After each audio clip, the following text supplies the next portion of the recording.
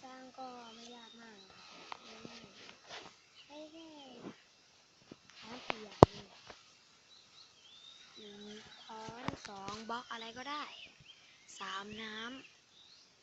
ำแค่นั้นแหละครับ3 อย่างเอาให้ง่ายเลยนะครับถ้าเกิดใคร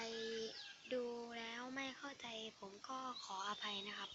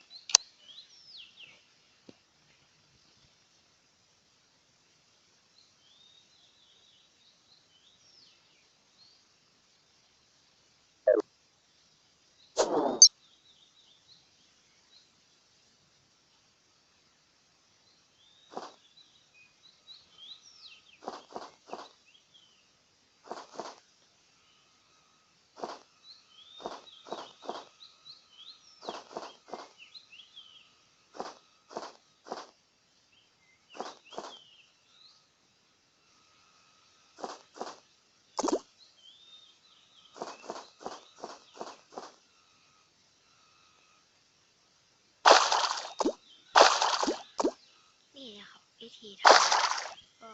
ง่ายๆนะครับอย่างแรกตักน้ำคืนก่อนนะครับ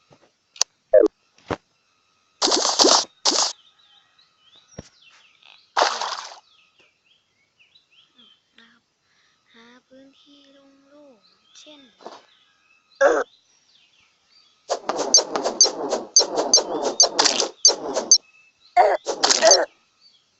ตรงนี้ครับโอเคเลย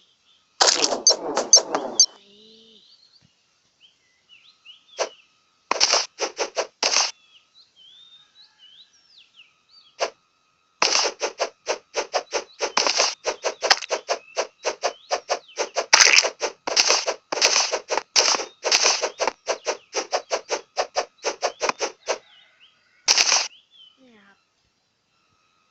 วิธีการก็ง่ายๆนะ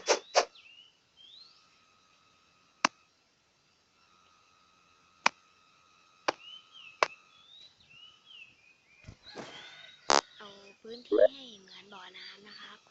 แล้วเราก็เทน้ำลงไป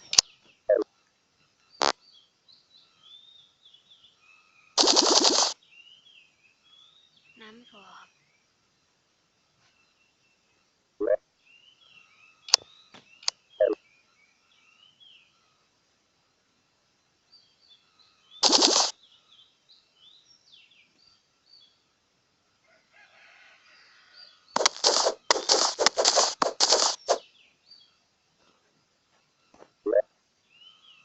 โอเคครับคราวนี้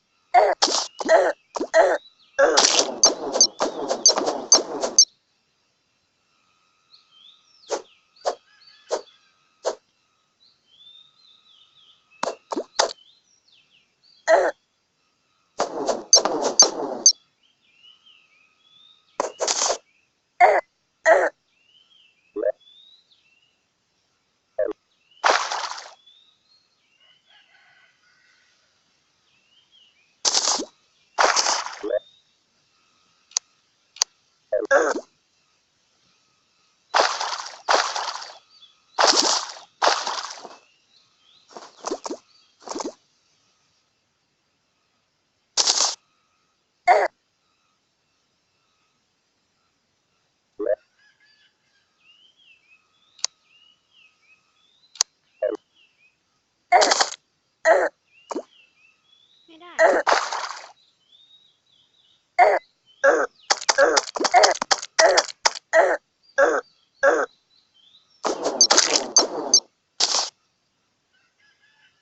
งั้น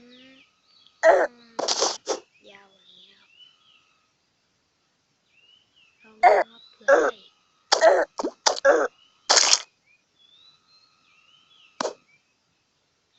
เย้ได้แล้วนี่ครับถูกครับ